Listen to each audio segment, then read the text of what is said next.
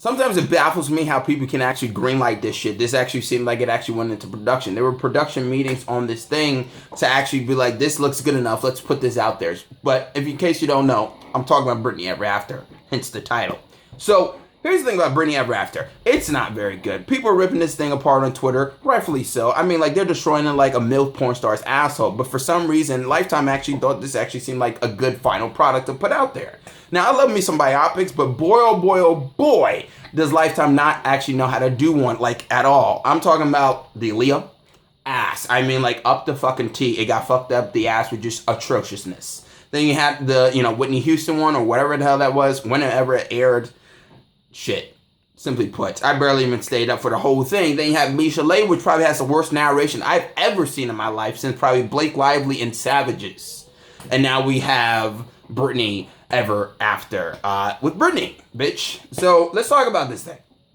Britney Ever After, as well as the filmmakers have already said, this thing is overly dramatized. Some people are overly fictionalized just for a drama effect, right? And that's pretty much what it comes across. This movie comes across, and it baffles me that I actually have to say a film for this thing, but this movie actually does come across as just like gossip and rumors thrown together. Everything you probably have heard in the tabloids about Britney, overly exaggerated, cranked up to a Spinal Tap 11, and just kind of thrown at the wall and say, fuck it, this looks good enough. Even if we don't have all the facts, we're still going to use this shit because why not?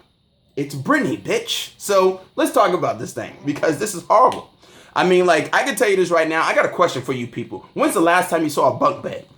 Before the dinosaur times and shit, crack out the fucking cheese and crackers. Joey's here.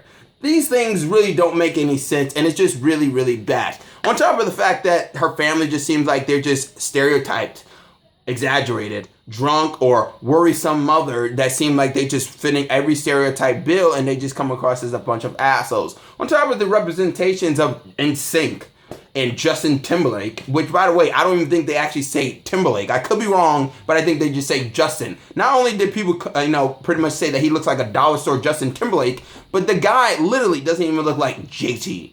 I'm just going to say this right now. If Justin Timberlake legitimately looked like the dude in this movie, he would have never fucking brought Sexy back. On top of dance-offs and breakups, they really just kind of show Britney as just like a stalker, nut job, and they kind of portray her as being like just a crazy bitch from the beginning. And also, on top of that, there's no logistics in this movie. Like, at all. At the very beginning, this chick looks the same age as she did when she's like in her early 20s or whatever, to the point where she looks like, she's like mid-30s or whatever by the time the movie ends or whatever it may be. That's literally just like, where are we going with this? Because there's no age gap. There's no really, no details put into this thing. Not even on the costumes, not even on the music. And that's the next thing. If you're going to do a Lifetime biopic, or you're just going to do a biopic just in general, why the fuck would you do one with no music? You pulled the same shit with Aaliyah. They might have pulled the same shit for Whitney. I don't even really remember. And Misha Lay, look, I don't even give a shit. Here's the thing about this, though. If you don't have the music, don't even attempt it. I can only imagine if they do a Michael Jackson biopic without the music. Can you imagine how shitty that would be? Shitty. Fucking shitty. Anyways, they try to get around this shit by doing her cover version of Satisfaction. That just sounded like she recorded that sumbitch in like a seashell. It just sounded like it wasn't even live. On top of the fact that the stuff that she does sing is not even her music. And then they try to get around the shit by making her actually perform on stage. And then the performance is already over by the time she actually finishes. Everybody saying, great job, awesome. Look, I'm not a Britney Spears fan, but even I think that she actually deserved a lot more better than this shit.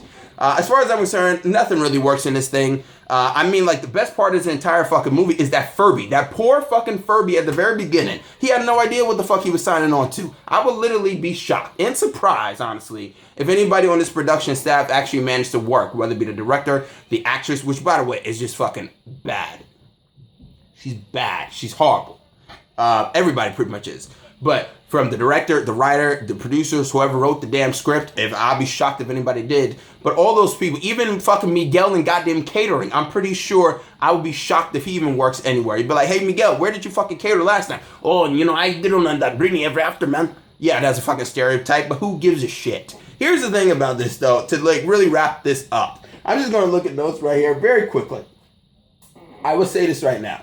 Her manager, right, towards the end, they just start to make this thing look like it's just going into a spiral of just like madness of sorts, because she starts to act crazy, and you know she's acting crazy because she's wiping ribs all over her fucking dress and shit. It'd be like, oh my god. On top of her manager acting like Mark Wahlberg from fucking Fear, nothing even works in this shit. I mean, like, really, nothing even works, like, at all. I mean, like, it is really bad. But overall, you know, this thing, also, on top of it, it goes from, like, 1998 to 2008 and back and forth. This shit jumps more around than crisscross.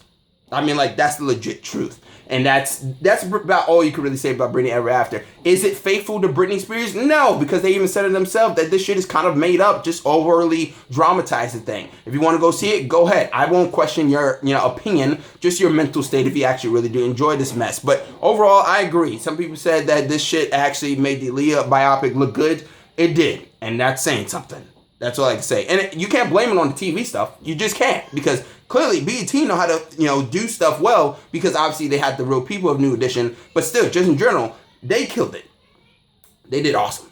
This, not so much. Now let's take it to Twitter. I'm going to read some of these comments off from Twitter just to begin with, right? Here we go. Somebody said, you have one job, lifetime, one job. Get someone who looks like Britney. Britney doesn't look like Britney. Doesn't sound like Britney. And I'm guessing not a single Britney song is coming. Correct. The Britney Spears biopic is terrible already. Lifetime, please improve. Who else is watching this abortion? The Britney Ever After film. I've been watching Britney Spears Lifetime movie for 4 minutes, and it's already the worst thing I've seen ever.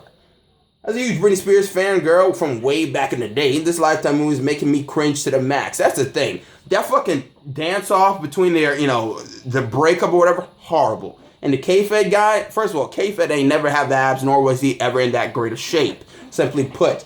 On top of that, you can pretty much just be like this. The Britney Spears Lifetime biopic is cinematic gold. I'm assuming that was sarcasm.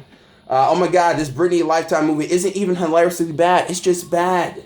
What's a bigger train wreck? Britney Spears' life or the Lifetime movie about Britney Spears' life? Take your fucking pick.